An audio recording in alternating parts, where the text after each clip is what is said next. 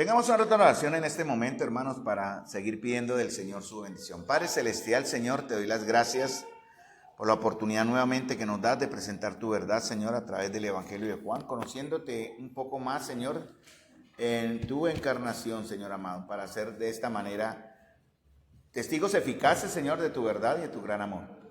Te doy las gracias, Señor, ahora por tu palabra, te lo pido, Señor, en el nombre de Jesucristo. Amén y amén. Entonces, mis amados hermanos, estamos viendo un repaso rápido del capítulo 1 de Juan, versículo 1 al versículo 14. Voy a retomar donde quedamos el jueves anterior, pero no olvidemos que estamos estudiando este tema importante que es la encarnación de Cristo. Es importante, ¿por qué? Porque en algún momento vamos a practicar, ya hay por ahí, estoy preparando, o he preparado un cuestionario de preguntas que un no converso le haría a usted. ¿Usted cómo respondería? Si ustedes se encontraran con una persona que les va a hacer una serie de preguntas, ¿cuál sería la respuesta que ustedes darían por la palabra de Dios? Y una de las preguntas que necesariamente van a llegar muchos, porque muchos quieren conocer quién es Jesús. ¿Es verdaderamente Dios Jesús? Entonces debemos estar preparados con la palabra del Señor para enseñar esta gran verdad. Esa gran verdad, la mejor manera de ser revelada, o que sea revelado de mejor manera, es en el Evangelio de Juan.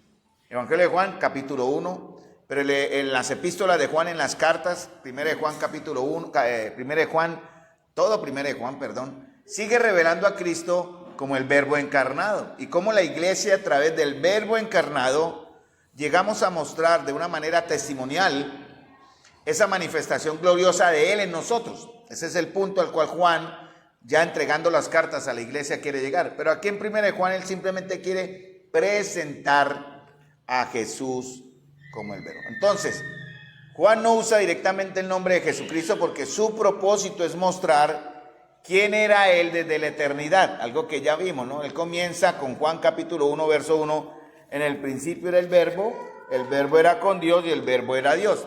La palabra verbo era muy conocida por los judíos o por los griegos, así que Juan usa un término que no era extraño para quienes le oían, porque él quiere mostrar el Evangelio de Juan, el enfoque del Evangelio de Juan es hacia dónde, hacia los oyentes gentiles, ¿cierto?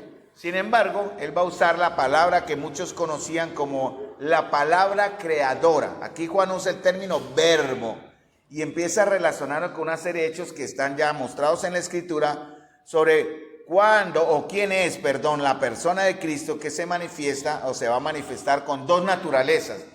¿Cuáles son esas dos naturalezas? Que ya vimos nosotros en clases anteriores. ¿Cuáles serían esas dos naturalezas? Muy bien, entonces, una es su naturaleza de Dios y la otra es su naturaleza de hombre. Y ambas, no se contradicen, ¿cierto? Todas son dos esencias en una, dos cosas, sí, usted viene el término esencia, porque decir que su naturaleza divina es esencia creo que no es lo correcto.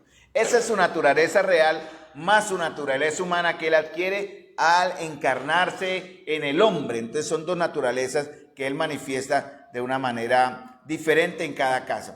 Entonces las Escrituras enseñan que Jesucristo ha sido y es completamente Dios y también completamente hombre en una persona. Entonces por eso él trataba este tema, porque los judíos entendían esos términos, tanto ellos como los gentiles. Entonces vamos al texto donde él comienza a mostrar a Jesucristo, ¿no? Juan capítulo 1, verso 1, en el principio era el Verbo era con Dios y el Verbo era Dios. Por eso él usa el término logos, ese es el término en griego, logos, para definir la palabra creadora, ¿cierto? Es la misma palabra que los judíos entendían cuando el Señor se manifiesta o se manifestó a Abraham, diles que yo soy, te envía, ¿no? Antes que Abraham fuese, yo soy. El yo soy es el término que define a Dios y es el término de Dios creando.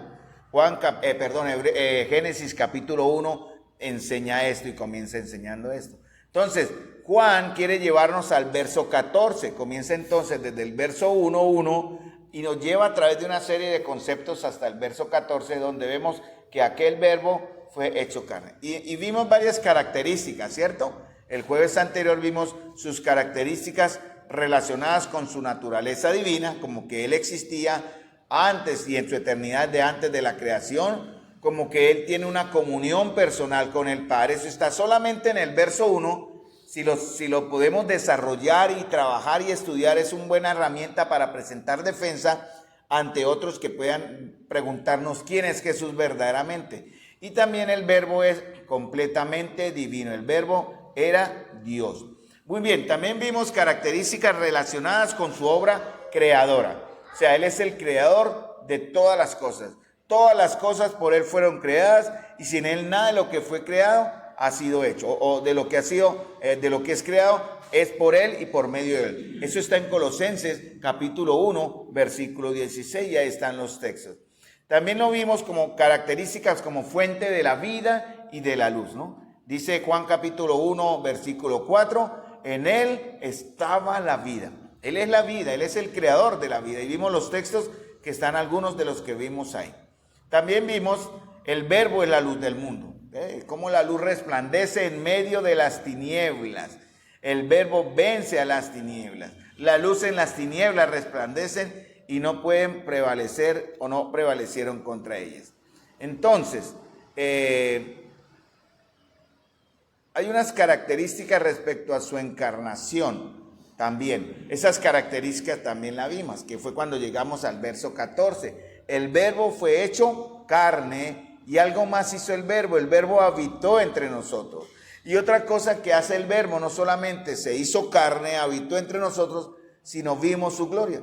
Y aquí yo anoté, pero no le puse el cambio al completar la presentación, algunas señales. Vamos a ver Juan capítulo 2, versículo 11. Juan capítulo 2, versículo 11. Que me dice la razón, o más bien una de las maneras. Juan capítulo 2, versículo 11. Sí. ¿Listo? Juan 2, 11. Fue su primera. En Juan hay 7 señales. Vamos a ver la primera solamente, que es la que da la razón del por qué la hizo. ¿Cuál fue la primera señal? La de convertir el agua en vino. Pero fíjense en lo que dice respecto a esa señal. En Juan capítulo 2, versículo 11, dice, este principio de señales hizo Jesús en Caná de Galilea y manifestó su gloria. Y sus discípulos creyeron en él. Hay 7 señales a través de Juan, pero solo esta nos da la razón del por qué Jesús, o una de las maneras en que el Señor muestra su gloria a través de sus milagros o de estas señales. ¿Cuál fue la gloria que Él mostró en esta primera señal? El texto dice, este principio de señales hizo Jesús en Caná de Galilea y manifestó su gloria. Entonces, ¿cuál es la gloria que Él manifestó? Que fue un milagro maravilloso. Hemos visto en YouTube, he visto a un mentiroso profeta y la gente que no entiende y le come cuento a este señor. Y él hace una serie de manipulaciones con unos químicos y convierte el agua en vino. No sé si lo han probado hacer agua vino, agua con colorante, no me interesa. Pero él los ha presentado en cultos y la gente ignorante de esta verdad caen engañados por el mentiroso. Entonces hay documentación, Internet permite documentar muchas de estas cosas para tener una base. Porque Satanás puede imitar las señales de Jesús, ¿cierto? Una de las cosas que se verán en los últimos tiempos es que el enemigo, por medio del anticristo, hará milagros y prodigios que engañarán a muchos, si fuere posible a los escogidos. Dice en Mateo capítulo 24. Entonces hay que tener cuidado con las señales, su origen y su propósito. ¿Cuál es el propósito de las señales en realidad? Según Juan capítulo 2, versículo 11. Es mostrar la gloria. Cuando decimos mostrar la gloria de Dios, ¿qué significa? ¿Mostrar a quién? A Jesús. El enfoque es Jesús. El enfoque no es mostrar la iglesia, no es mostrar al profeta, no es mostrar al apóstol, no es mostrar a nada de lo que sea humanamente entendible, sino llevarlo a que vean la gloria del Señor a través de la salvación. Porque eso es lo que se ve en 2 Corintios capítulo 3, versículo 17. Cómo somos transformados por el evangelio de gloria en gloria por el mismo Espíritu del Señor, ¿cierto? Y el Señor, cuando somos transformados en esa misma imagen como en un espejo, es por medio de su Espíritu. Entonces, hermanos, también tenemos que estar atentos que el Espíritu Santo sea el que esté haciendo esta gloria o esté mostrando esta gloria, ¿no? Y hay que tener mucho cuidado. En 1 de Juan capítulo 4 el apóstol manda a que analicemos o que estemos pendientes de todo espíritu. Dice en Juan capítulo 4, en esto conoced el espíritu de Dios. Todo espíritu que confiesa que Jesucristo ha venido en carne es de Dios. Entonces, una prueba o una clave para reconocer un no espíritu es que testifiquen o que den testimonio, o que reconozcan que Jesucristo ha venido en carne. Juan 11:40, vamos a Juan 11:40, alguien que me lea Juan 11:40, por favor. Muy bien, no te he dicho que si crees verás la gloria de Dios. Entonces, ¿cuál sería una manera en que nosotros vamos entonces a ver la gloria de Dios? Es a través de él. Y veremos veremos la gloria de Dios en el creer cuando, ¿qué? ¿En qué aspecto? Por ejemplo, María, ¿en qué aspecto lo vio? ¿Qué fue lo que sucedió con María y cuál era el contexto? ¿Por qué el Señor le dijo a ella esto? El contexto de Juan era la resurrección de Lázaro, ¿se acuerdan? Y María lo estaba recriminando. Ay, ¿por qué se demoró 3 días en llegar? Y recuerden que el Señor dijo días antes, yo me demoro en cierta manera porque Él quería mostrar su gloria, para que la gloria de Dios fuese manifestada. Entonces podemos ver la gloria de Dios a través de la transformación, pero también lo que hace el creer. ¿Qué es lo que hace el creer en las personas? ¿Cuál es el efecto del creer en las personas? En el caso de María, ella creyó porque vio un milagro, vio una obra grandiosa. Levantar a su hermano de los muertos es grandioso, pero el enfoque del Señor iba más allá, porque no siempre todo aspecto del evangelio se va a respaldar con milagros. Esto fue un milagro maravilloso. Jesús vence la muerte con su voz poderosa, 1 Tesalonicenses 4:15, el Señor con voz de mando, y veremos este domingo si Dios lo permite. Y el mismo Señor le dijo a Lázaro, Lázaro, ven fuera, ¿cierto? Y María, yo creo que creyó ahí porque fue una de las primeras. Ella es la María, aparentemente la misma María que fue a ungir al Señor en la tumba y lo vio resucitado, o no lo vio resucitado, pero es cuando los ángeles le dicen, ¿por qué buscan al que vive de entre los muertos? No es el lugar. Búsquelo ya entre los vivos porque Él ha resucitado.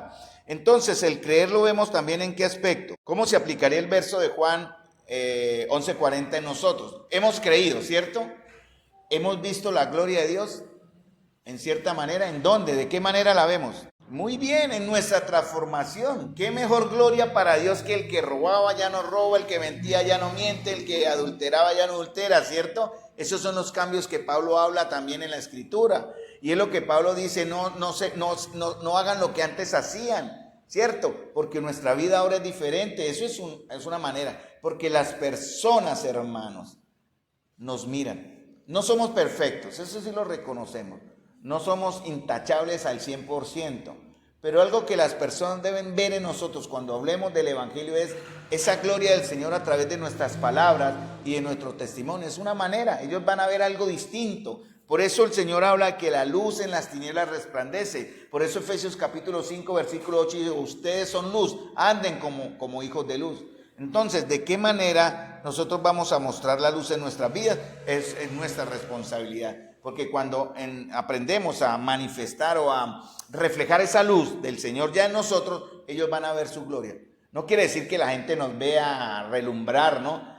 Moisés tuvo ese privilegio porque estuvo 40 días en el monte delante de la presencia de Dios, ¿cierto? ¿Te acuerdan que él bajó con su rostro brillante? ¿Se imaginan nosotros? Él 40 días y brillaba así, nosotros toda la eternidad con el Señor.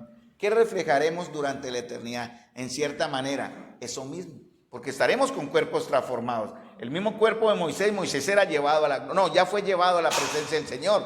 Eso está en Efesios 4:11, ¿cierto? Aquel que subió a lo alto llevó cautiva la cautividad, llevó cautivo a los que estaban cautivos y dio dones a los hombres. Moisés está ya reflejando directamente la gloria de Dios. Recuerden que en el monte el Señor lo puso tras una peña y pasaré delante de ti, no verás mi rostro, porque no hay hombre que me vea y viva, pero verás mis espaldas.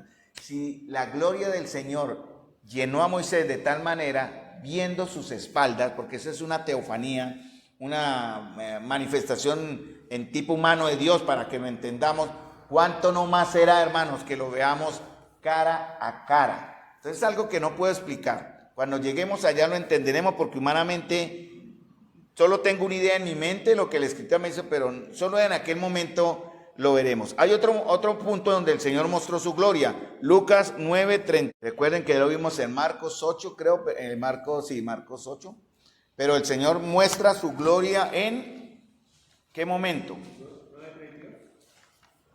Lucas 9:32. En la misma escritura no dice monte de los olivos, pero sí era un monte alto, ¿cierto? Un monte alto donde él acostumbraba ir a orar. Y en un monte alto, él se transfigura delante de ellos. Entonces, realmente también en el monte de los olivos, en cierta forma, para darle razón a Virgilio, él mostró una gloria. Pero una gloria ¿de qué manera? ¿Se acuerdan? Él estaba sufriendo, anticipándose a la muerte. Él rogaba al Señor, pero dice que los ángeles estaban ahí para consolarle. De cierta manera, él también mostró su gloria al ser cuidado por esos ángeles, animándole para el momento en que se enfrentaría a la muerte en la cruz del Calvario.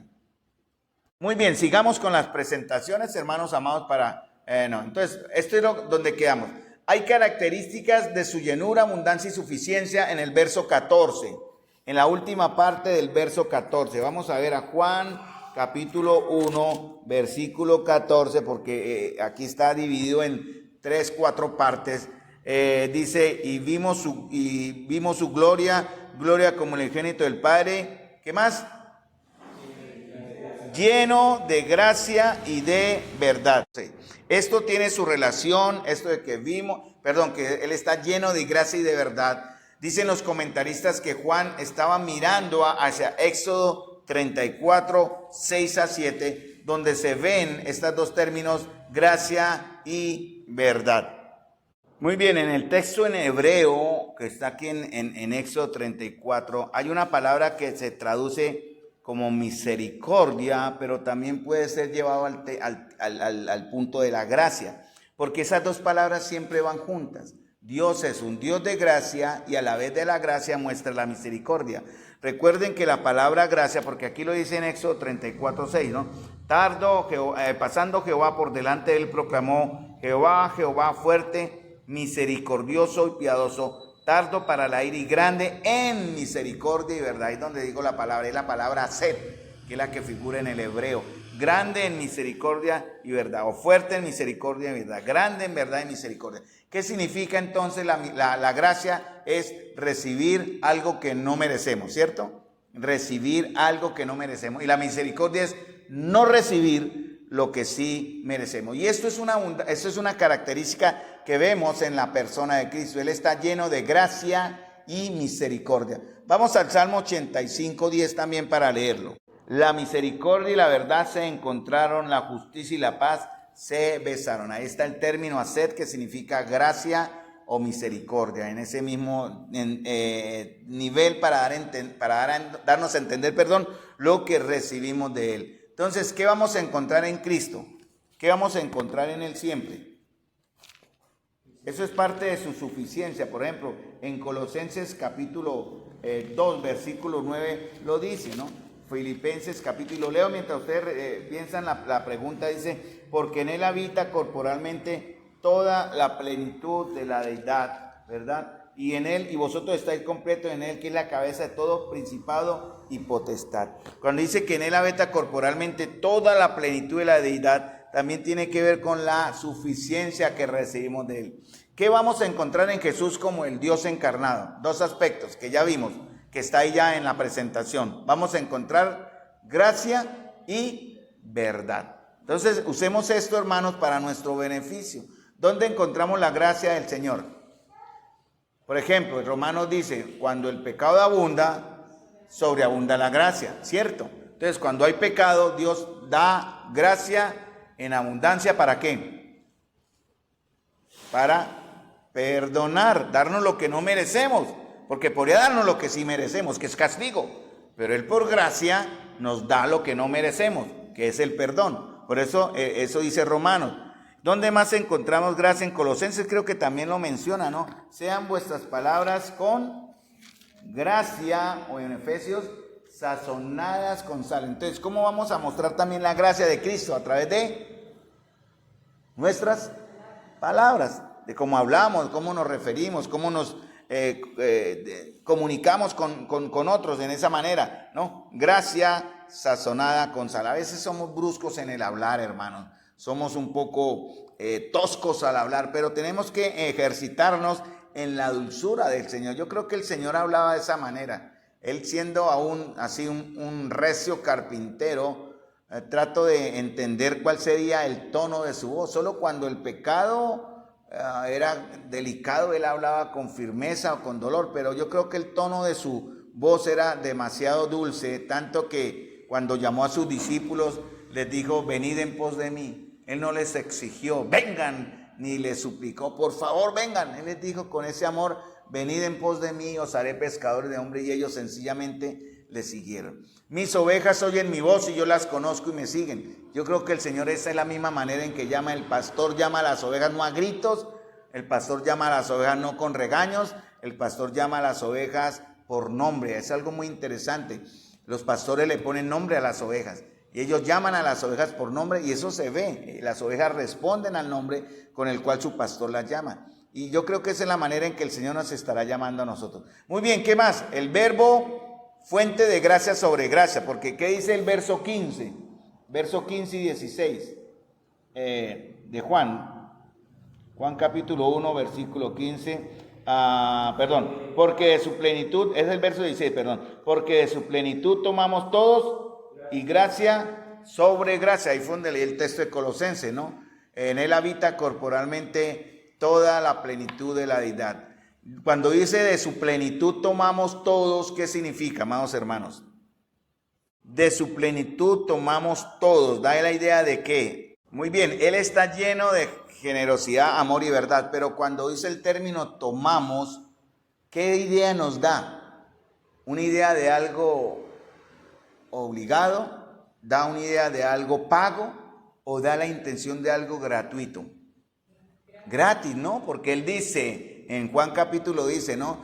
Vengan y tomen, beban del agua de la vida. ¿Cómo? Gratuitamente. El que tiene sed, venga a mí y beba. Por eso dice, de su plenitud Él está lleno, Él está completo. Ahí tenemos todo lo que necesitamos. En cuanto a todas nuestras situaciones humanas, vamos a encontrar en Él todo. Plenitud, llenura completa, eso es lo que significa palabra la plenitud. Llenura, abundancia, suficiencia.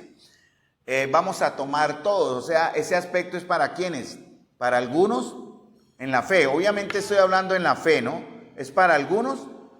Fíjense que el contexto de Juan, vamos en el verso 16, ¿cierto? Juan 1:16, de su plenitud tomamos todo, gracias sobre gracias. Pero antes de llegar al 16, hermanos amados, ya tuvimos que haber pasado por el 12. Mas a todos los que le recibieron, a los que creen en su nombre, les dio el derecho de ser llamados hijos de Dios, los cuales no son engendrados de carne, ni de voluntad de sangre, ni de voluntad de varón, sino de Dios. Y este texto está refiriéndose a ¿quiénes? A nosotros. Entonces, estas verdades son para nosotros. Solamente los creyentes, en verdad podemos ir, aunque un pecador que vaya a él buscando la gracia del perdón, la va a encontrar. Pero este texto de Juan 1:16 está más enfocado en aquellos de los cuales ya hemos creído. Veamos algunos versos de los que tenemos ahí. Por ejemplo, 2 Corintios 9:8. Miren lo que dice el texto: poderoso es Dios. Entonces el poder viene ¿de dónde, hermanos? De Dios. ¿Ese poder es gratuito para nosotros? ¿Ese poder es gratuito? Claro que sí. ¿Es abundante? También es abundante. Solo debemos ir. Por eso dice, de su plenitud tomamos todos, y gracia sobre gracia. Ese es el término. Gracia más gracia más gracia.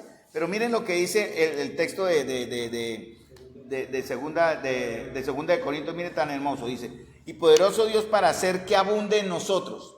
O sea, el Señor, lo que tenemos nosotros viene ¿de quién? Del Señor. Debemos buscar en nuestro corazón si esto en verdad está sucediendo, hermanos. ¿Qué debemos buscar que en nosotros esté sucediendo? Que haya abundancia. Ese es el término. Abunde en nosotros ¿qué? Toda gracia. No dice alguna gracia. No dice media gracia. Dice toda gracia. ¿A fin de qué? O sea, el Señor ya nos ha suplido todo. Él es suficiente. Colosenses 2, 9 y 10 lo dice. Él es suficiente, nos da gracia suficiente, la hace abundar en nosotros, ¿cierto? Pero ¿para qué propósito? Dice el propósito en el verso 8, a fin de que, teniendo siempre en todas las cosas todo lo suficiente. Miren bien lo que dice, teniendo siempre en todas las cosas que tenemos o que no tenemos. Las cosas que tenemos. Entonces, es en lo que tenemos, no es lo que no tenemos. No necesitamos tenerlo todo para decir, ahora sí el verso se va a cumplir en mí. Estamos viendo 2 Corintios 9:8, que estamos viendo del Señor como fuente de gracia sobre gracia. Entonces, dice el Señor, a fin de que teniendo siempre en todas las cosas todo lo suficiente. Hermanos, esto significa, no necesitamos tenerlo todo. Yo no necesito tener casa, carro y beca para hacer ¿qué? Para lo que dice la siguiente parte del verso. ¿Para qué? Abundéis en toda buena obra. Dios me da abundancia para que yo dé abundancia.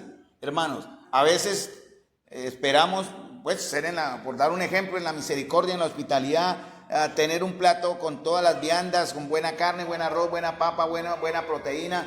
No, hermanos, con algo sencillo de la abundancia que Dios nos da, podemos compartir con otros en ese aspecto sencillo también, y Dios nos lo da para que abundéis, pero ¿es para qué? Para toda buena obra. Eso es lo que dice en Efesios, dice, las cuales Dios preparó de antemano para que anduviésemos en ellas. A veces, hermanos, uno espera o cree que debe tener esa abundancia material, entre comillas, para uno de tener que cumplir o cumplir ese aspecto del Señor de la generosidad que, por ejemplo, habla aquí en 2 Corintios. Hermano, no es necesario, el Señor ya nos lo ha entregado todo para que abundemos con lo que tengamos. Una palabra de amor, un gesto de amor, un abrazo correcto. Todo eso lo hizo Jesús en su vida. 2 Corintios 9:8. Bueno, para aprender. Ahí están todos los textos, yo después se los envío por el interno si lo desean, para que hagan una referencia. Saben, hermanos, en la Biblia hay 64,000 referencias cruzadas en toda la Biblia. Una Biblia escrita a través de más de 4,000 años aproximadamente, diferentes autores, diferentes clases sociales, en idiomas en griego, estuvo en arameo y estuvo en el hebreo antiguo, obviamente, y ninguno se contradice. Autores que conocemos como pastores, como boyeros, como Jeremías, creo que era reyes como David, había gente de toda clase social, pescadores como Mateo y Juan, doctores como Pablo, de toda clase, pero no hay una sola contradicción, hermanos. 63,000 referencias cruzadas en la Biblia, donde usted encuentra en ese cruce de versiones como uno confirma lo que el otro dice en la totalidad de la palabra del Señor. Por eso la palabra del Señor, vamos a encontrar en ella todo lo que necesitamos, hermanos amados, no solamente en la plenitud espiritual, sino también en toda plenitud emocional, en toda plenitud material, porque el Señor nos entrega. ¿Qué nos dice el Señor, por ejemplo, respecto a lo material? Que debemos tener que en todo contentamiento, ¿cierto? En lo material, ¿sí o no? Lo ha dicho así la palabra, amén. Pero en cuanto a lo espiritual, ¿debemos tener contentamiento? ¿Cree que el Señor nos dice tengan contentamiento en lo espiritual? Debemos anhelar, antes al contrario, muy bien, debemos tener hambre. Y yo creo que una característica de un buen hijo, yo no digo que de un bueno o malo, sino de un hijo como que ya piloso, consciente, es que tiene hambre del Señor. Hay hijos que no tienen hambre del Señor, a veces toca forzarlos. Por ejemplo, con Elizabeth a veces nos toca, ella es de buen comer, pero a veces nos toca es como empujarle la comida para que coma, porque ya no quiere comer sino lo que le gusta. Hay creyentes que son así, que solo quieren comer lo que les gusta. No, hermanos, hay que digerirlo todo y comerlo todo. No hay que obligar en cierta manera, no deberíamos obligar a nadie a comer, porque eso no es de obligación. Debe ser de un proceso natural en la gracia del Señor que nos está dando. Muy bien, sigamos viendo el otro aspecto. Características relacionadas con su misión. Vamos al verso 18 de Juan. Recuerden que ya pasamos por Juan capítulo 1, versículo 12, pero ya volvemos ahí para rematar la última parte. Y vamos a hacer para el próximo jueves una rápidamente, como no para alejarme del tema, pero sí como para prepararlos, porque estos textos de Juan capítulo 1, versículo 1 al 18, Juan capítulo 1, versículo 1 al 18, sí, lo dije bien, nos sirven para el evangelismo. Entonces vamos a hacer una práctica rápida, es como un flashback, vamos a hacer un flash rápido de evangelismo el próximo jueves. Y ya les digo qué vamos a hacer, de pronto usando estos mismos textos, de pronto no, pero vamos a ver cómo llegamos allá. Entonces, características relacionadas con su misión es, en Juan capítulo 1, versículo 18, ¿cierto? A Dios nadie le vio jamás, ¿cierto? el Verbo revela al Padre. A Dios nadie le vio jamás. El unigénito Hijo que está en el seno del Padre, Él le ha dado a conocer. Recuerden que cuando usamos el término unigénito, quiere decir único, no hay más, ¿no? Como primogénito habla del primero en creación y en poder, no hay que confundir las palabras. Unigénito habla y da la idea de que Él es el único Hijo, no hay más hijos. No es el Hijo creado, es el unigénito del Padre, dice el mismo, Él le ha dado a conocer. Y recuerden que cuando dice Él, ¿de quién estamos hablando? Él le ha dado a conocer. ¿De quién estamos hablando? Del Padre, ¿no? El Padre envía, pero recuerden que yo y el Padre uno somos. Pero cuando dice uno somos, los malos testigos de Jehová dicen que ahí está hablan de eso y confunden, porque cuando dice Jesús, yo y el Padre uno somos, quiere decir que somos uno en esencia, ¿no? En esencia, en santidad, en pureza, en justicia, en rectitud, en verdad, en omnipotencia, en creación, todo lo que es Dios, eso es, son uno en esencia. No quiere decir que sean uno como que Jesús orándole al Padre, o como muchos quieren confundir en este tema, que es muy claro en la Escritura, pero también hay que tomarlo con pinzas para no confundir. Veamos algunos textos, por ejemplo, que hablan de esto de Juan 5:19, por ejemplo, tengo yo acá, Juan 5:19 al 23. Y lo voy a leer ya que lo encontré. Dice, respondiendo entonces Jesús y le dijo, de cierto os digo, no puede el Hijo hacer nada por sí mismo, sino lo que ve hacer al Padre, porque todo lo que el Padre hace, también lo hace el Hijo igualmente, ¿cierto? Porque el Padre ama al Hijo y le muestra todas las cosas que Él hace, y mayores obras que ésta les mostrará, de modo que vosotros maravilléis. Porque como el Padre levanta a los muertos y les da vida, así también el Hijo a los que quiere da vida. Interesante, ¿no? Es la voluntad de Él aquí manifiesta, ¿no? Esto habla de algo que tiene que ver con la soberanía de Dios, porque el Padre a nadie juzga, sino que todo juicio dio al Hijo, para que todos honren al Hijo como honran al Padre. El que no honra al Hijo, no honra al Padre que le envió. Juan capítulo 5, versículo 19 al 23. Verso que leí. Juan capítulo 5, versículo 19 al 23. Lo leí bien, perfecto. Entonces, hermanos amados, a Dios nadie le vio jamás.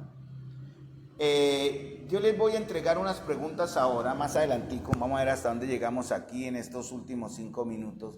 Vamos a terminar con esto, porque esto tiene que ver con lo que vamos a hacer, como un flash rápido de práctica. Características relacionadas con su recibimiento. Vamos al versículo 10, volvámonos a Juan 1:10. Lo brincamos eso, lo dejamos de último porque es el remate para lo que vamos a hacer. Juan 1:10. En el mundo estaba y el mundo por él fue hecho, pero el mundo no le conoció. O sea, Jesús fue ¿qué? Rechazado por el mundo. ¿Por qué el mundo lo rechazó? Dice el verso 10. Porque no le conoció, ¿cierto? El mundo no le conoce. Sin embargo, él conoce a los que son de él. Qué maravilla, ¿no? Nosotros decimos conocer a Jesús, pero lo primero que tenemos que estar bien firmes es que somos conocidos por él, ¿cierto? Entonces, eso nos lleva a mirar en nuestra vida qué características estamos mostrando de los que hemos sido conocidos por él. Dice aquí, vamos a leer, por ejemplo, Juan 3:19 y 20. Juan 3:19 y 20. Porque él fue rechazado por el mundo. ¿Los creyentes seremos aceptados por el mundo? Denme aquí en Juan capítulo 3, 19 y 20, que acabamos de ver, características del que es conocido por Dios, no el que no es, del que es conocido por Dios. Entonces, en Juan 3, 19 y 20, dice, y esta es la condenación, que la luz vino al mundo y los hombres amaron más las tinieblas que la luz. ¿Cuál sería una primera característica de aquel que es conocido por Dios? No, un cristiano no debe tener como opción amar las tinieblas, eso no está en discusión, es amar la luz. Por eso dice aquí, porque los hombres, los que no le conocen, amaron más las tinieblas, pero los hijos de Dios, ¿qué? Vamos a amar la luz. Otra característica que está en el mismo verso 19, no solamente amamos la luz, sino también tenemos que, antes que buenas obras, ¿qué debemos mostrar? Que creo que hay una diferencia, si mal no me va a aplicar. Antes que buenas obras, que es el que uno muestra como para respaldar y ganar favores, vamos a mostrar lo contrario, obras buenas, que es diferente. Ayer estuve hablando con un muchacho, ayer tuve todo un día de trabajo por horas, me fue bien, gracias a Dios, y estoy hablando con el que me acompañaba y él es nazareno, está en proceso, pero estuvimos hablando y yo precisamente llegué al texto de Efesios y no me acordaba de pero hubiera sido excelente haberme acordado de este aspecto, porque él hace cosas para agradar a Dios, eso de ser nazareno y seguir esos procesos para ser consagrado nazareno ahorita en Semana Santa. Ellos tienen que mostrar una serie de cambios y cosas con las cuales buscan agradar a Dios. Pero nosotros debemos hacer no buenas obras para agradar a Dios, sino obras buenas porque somos de Dios, ¿cierto? Las cuales, obras buenas que podamos hacer, ¿cuáles serían? Obras buenas que nosotros hagamos, no buenas obras, no algo, no, porque para mí creo que cambia el enfoque. Buenas obras, una buena obra, ¿cuál sería? Como hijo de Dios, que ama la luz. Evangelizar, ¿cierto? Una buena obra, ¿cierto? Una obra buena, perdón, es amar o tener carga por aquellos de que están perdidos. Eso es una. ¿Y la buena obra cuál sería? Evangelizar, que dijo el hermano Luis, ¿no? Deme otra rápido. Hay muchas en las cuales tenemos que estar por lo menos ya practicando. ¿Cuál? Aconsejar. Bueno, sí, muy bien. Una obra buena, muy bien. Aconsejar, ¿qué más? ¿Sí? Hacer el bien, obras buenas, muy bien. ¿De qué manera? Eso abre una serie de un abanico de posibilidades de hacer el bien, muchas maneras de hacer el bien. Otra obra buena, el servicio es otra obra buena, muy bien. El evangelizar es una obra buena. La visitación a los enfermos, acordados de los presos como si estuvieras presos con ellos. La hospitalidad es una obra buena. La comunión, en la comunión una obra buena. ¿Cuál sería una obra buena en la comunión? Bueno, los que hoy no pudieron estar, orar por los que... Hoy vino un hermano y llegó, me saludó y se fue, ni siquiera dijo me quedo. Me dolió en el alma, ¿para qué le voy a decir mentira? Me dolió. Él vino a recoger un paquete, hola Carlos, ¿cómo está? Me dejaron el paquete, le entregué el paquete y chao, chao. Ay, me dolió porque es un buen hombre, no vamos a hablar más allá. Pero bueno, Dios sabrá. Vamos a orar por todos aquellos hermanos que de alguna manera, porque miren lo que dice también para no alargarnos mucho. Dice, él también no solamente fue rechazado por el mundo, sino rechazado por los suyos. Eso es lo que dice el texto del verso 11, ¿no? De Juan capítulo 1. Volvimos un poquitico atrás, ¿no? Juan capítulo 1, versículo 11. A los suyos vino, ¿y quién? Y los suyos. Aquí habla primeramente a quién. ¿Quién eran los suyos? A los cuales el primero vino. El pueblo de Israel. Y el pueblo de Israel le rechazó. Sin embargo, Dios ama al pueblo de Israel. No vamos a decir como algunos enseñan que Israel ha caído de la gracia, Israel ya no está en los planes de Dios. Sí, ahí tiene planes, pero no iguales a los de la iglesia, y esos planes se cumplirán en su momento y según las promesas de Dios que tienen dadas al pueblo. Pero el pueblo sufrirá. Debemos orar para que, Dios mío, se conviertan pronto y no sufran tanto, porque tendrán que sufrir grandes cosas para reconocer al Mesías como aquel que crucificaron. Entonces a los suyos vino y los suyos no lo recibieron. Pero ¿de quién más puede hablar en los suyos vino? A los que son suyos también. Miremos, por ejemplo, Juan 5:43. Juan 5:43. ¿A cuáles otros suyos se refiere antes de llegar a Juan 5:43? ¿A quién? Nosotros, claro, nosotros somos suyos, mis ovejas oyen mi voz. Entonces, ¿qué hacen sus ovejas? Miren, verso 43. Yo he venido en nombre de mi Padre y no me recibís. Si otro viniere en su propio nombre, a ese recibiríais. En Juan capítulo 5, verso 43. Aunque aquí está hablando a los judíos también, dice, vosotros escudriñáis las escrituras, porque en ellas os parece que tenéis vida eterna, y ellas son las que dan testimonio de mí. Y no queréis venir a mí para que tengáis vida eterna. Gloria de los hombres no recibo, mas yo os conozco que no tenéis amor de Dios en vosotros. Entonces, hermano, esto también se puede aplicar a nosotros, porque esa es la advertencia que el Señor hace para aquellos que somos de Él. Miremos otro texto, por ejemplo, Juan 19, 14, 15. Voy a solo con Juan capítulo 19, verso 14 y 15. Muy bien, y si usamos el término rey, ahora que Jesús también quiere ser y es nuestro rey, te puede aplicar este texto a nosotros también. ¿Queréis que os suelte, como dijo acá, a vuestro rey he de crucificar? Si hemos de nosotros en nuestra vida crucificado al Maestro con nuestras acciones, con nuestro caminar, con nuestras decisiones erróneas. O, como dice acá, ellos dice, no tenemos más rey que César. ¿Cuál es nuestro rey ahora, amados hermanos? Esa es la otra llamada de atención. Porque el último punto, y vamos a dejar ahí y les voy a compartir rápidamente la dinámica en este cortico tiempo que me quede, por ahí unos 5 minuticos, porque comenzamos 5 minutos tarde. El último punto, punto 16, recibido por los creyentes, que es el verso 12, Juan capítulo 1, versículo 12. Juan capítulo 1, versículo 12. Mas a todos los que le recibieron, a los que creen en su nombre, les dio la potestad de ser hechos hijos de Dios. O sea, él fue rechazado por el mundo, rechazado por los suyos, Israel, incluso aplicándolo ya como en una aplicación para nosotros de muchos creyentes, pero también será recibido por los que en verdad creemos. Mas a todos los que le recibieron y a los que creen en su nombre, les dio potestad de ser hechos hijos de Dios. Muy bien, hermanos. Vamos a terminar con esto y voy a pasar un momentico a una dinámica corta, pero no va a ser aplicable acá.